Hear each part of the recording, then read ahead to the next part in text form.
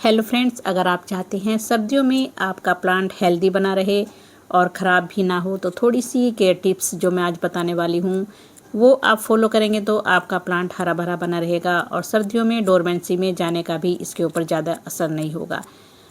तो friends, money plant आपको पता ही है कितना शुभ प्लांट है, लकी प्लांट है और ज्योतिष और वास्तु के अनुसार बहुत ही शुभ पौधा है। ये घर में लगाने से धन में वृद्धि होती है, पैसों की कमी बिल्कुल भी नहीं होती है। इसलिए इसको घर के आंगन में इंडोर या आउटडोर आप कहीं भी इसको लगा सकते हैं, लेकिन हाँ, इसको शेड में रखिए। धूप वाला पौधा नहीं है, ये एक तरह से इंडोर प्लांट है। तो फ्रेंड्स, ये घर में ज़रूर लगाना चाहिए। और अब इसकी देखभाल की बात करेंगे। इसको आप ऐसी जगह रखिए जहाँ इसको इनडायरेक्ट सनलाइट मिलती रहे। डायरेक्ट सनलाइट अगर इसको मिलेगी तो इसकी पत्तियां झुलस जाएंगी और टिप पत्तियों की ख़राब हो जाएगी। इसलिए इसको सेमी शेड में रखिए। और बस हाँ, सुबह की अगर 1-2 घंटे की धूप मिल जाए तो बहुत ही है। सर्दियों में फिर भी आप इसको धूप में रख सकते हैं, हल्की धूप होती है सर्दियों की, लेकिन खुले में इसको नहीं रखना है। फॉग पड़ने से, ओस पड़ने से ये प्लांट ख़राब हो सकता है और इसमें फंगस वगैरह लग सकती है, पत्तियां भी ख़राब हो सकती हैं।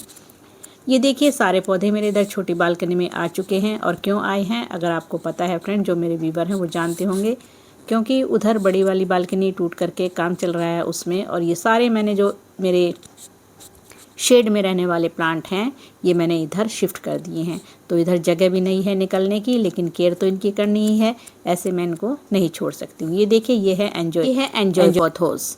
तो ये थोड़ा केयर इसकी अलग है। मनी प्लांट कई वैराइटीज़ में मिलता है, तो मेरे पास 3-4 वैराइटीज़ के मनी प्लांट हैं।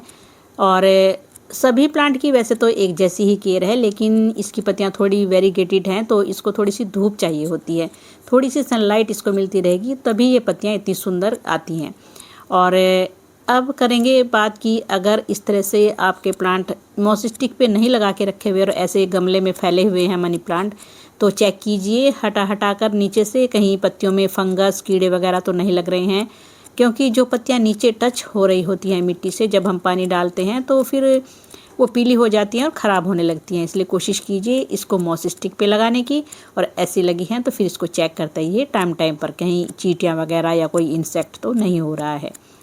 और ये जो सारी पीली पत्तियां हैं, कटी फटी पत्तियां हैं, इनको निकालते रहिए, क्योंकि इससे हमारा प्लांट एक तो सुंदर बिल्कुल नहीं लगेगा देखने में। साफ़ सफाई करिए अपने मनी प्लांट की। और जो भी कटी फटी पत्तियां हैं, पीली पत्तियां हैं, इनको निकालना बहुत ज़रूरी है। तो ये देखिए, सभी जो मेरे मनी प्लांट हैं सारे, उनमें से सभी मैं जो पीली पत्तियां हो रही हैं उनको निकाल रही हूँ। ये बहुत ही ज़रूरी एक काम है मनी प्लांट के लिए। अब अगर आपने ऐसे मॉस स्टिक पे मनी प्लांट लगा रखा है, मॉस स्टिक पे लगाना बहुत ही शुभ भी माना जाता है, क्योंकि कहते हैं कि इसको चढ़ाना चाहिए, नीचे की तरफ इसको ज़मीन पर नहीं गिराना चाहिए, अच्छा नहीं माना जाता है। क्योंकि ऊपर चढ़ाने से एक ये भी है वास्तु दृष्टि से कि जैसे जैसे प्लांट ऊपर चढ़ता है इसकी बेल, वैसे वैसे ही हमारे घर में धन बढ़ता है। ये देखिए, सारी पत्तियां मैंने निकाल दी हैं, पीली पत्तियां। अब मिट्टी चेक करनी है। मिट्टी इसको वाटरिंग बहुत कम करनी होती है, इसको पानी बहुत कम चाहिए, हल्की सी ऐसे मिट्टी रहे बस, यही बहुत है इसके लिए। और इसको सर्दियों में तो 8-10 दिन भी आप पानी नहीं देंगे तो ये बहुत अच्छे से हेल्दी बना रहेगा। ज़्यादा पानी देंगे, ओवर वाटरिंग करेंगे तो ये निश्चित रूप से ख़राब हो सकता है आपका प्लांट। और सर्दियों में तो वैसे ही पानी की ज़रूरत नहीं है, मॉइस्चर सा ही बना रहता है। और इसको ह्यूमिडिटी पसंद है, तो उसके लिए आप कर सकते हैं, इसको मनी प्लांट को ऐसे ग्रुप में रखिए और बहुत अच्छे से ग्रोथ करता है। ये देखिए, मेरा सॉन्ग ऑफ इंडिया है, तो इसकी भी सेम ही केयर है। ये भी मैंने शेड में इधर रखा हुआ है उठा करके। और पत्तियां देख सकते हैं कितनी साफ़ हैं। तो ये पत्तियां साफ़ करने के लिए बाद में हम इस पर मिस्टिंग भी करेंगे। और एक था ये मेरा बहुत ही घना मनी प्लांट था, ये मैंने पूरी तरह से प्रून कर दिया है, नीचे से कट कर दिया है, क्योंकि ये ख़राब हो गया था जगह शिफ्ट करने की वजह से। तो ये देखिए, इसमें नई नई पत्तियां आ चुकी हैं, निकल चुकी हैं। तो ये मैंने अक्टूबर में ही किया था शुरू में, और देखिए बहुत अच्छे से अभी इसमें ग्रोथ होने लगी है। नहीं तो ये बिल्कुल ख़राब हो चुका था मेरा प्लांट। तो इतने सारे प्लांट हैं, इधर आ भी नहीं रहे हैं, तो थोड़े थोड़े कुछ मेरे प्लांट ख़राब भी हो चुके हैं। और ये वाला भी देखिए, मैंने प्रून किया था अच्छे से, और यहाँ से कटिंग लेकर के मैंने पानी में भी ग्रो की थी। इसमें भी बहुत सारी नई नई पत्तियाँ आ रही हैं, आप देख ही सकते हैं।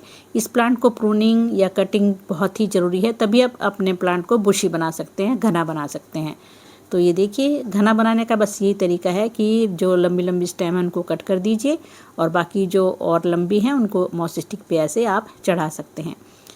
तो अगर इसकी कटिंग लगाना चाहते हैं आप तो फिर बसंत ऋतु में या फिर बरसात में इसकी कटिंग बहुत अच्छे से ग्रो हो जाती है, पानी में भी और मिट्टी में भी।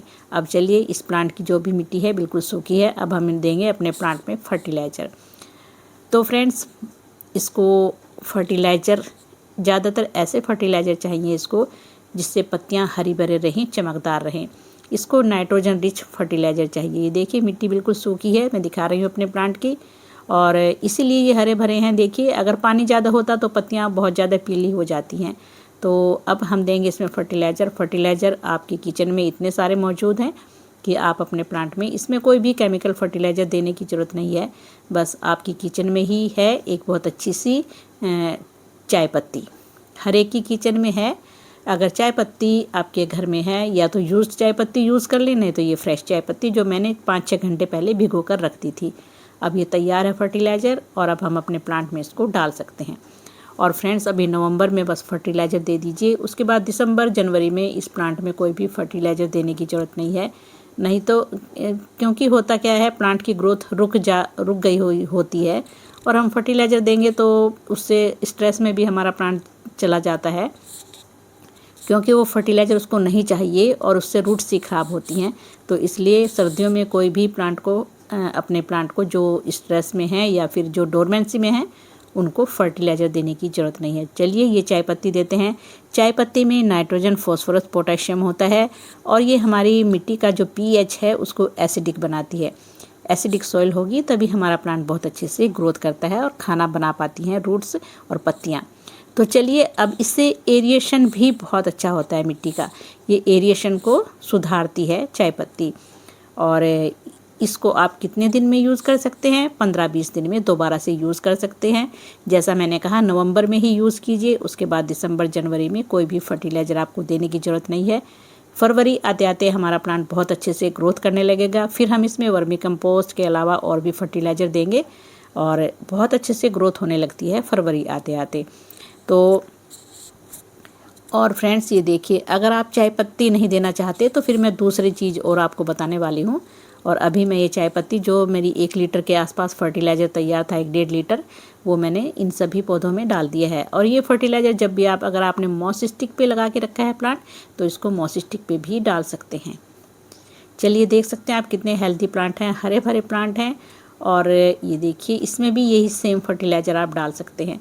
अब चलिए ये है दूसरा फर्टिलाइज़र। अगर चाय पत्ती नहीं है आपके पास तो फिर कॉफ़ी तो होगी, तो कॉफ़ी भी आप यूज़ कर सकते हैं। कॉफ़ी वैसे कॉस्टली होती है थोड़ी चाय पत्ती से, तो ये भी, लेकिन हम अपने प्लांट्स को तो दे ही सकते हैं, इतनी भी कॉस्टली नहीं है।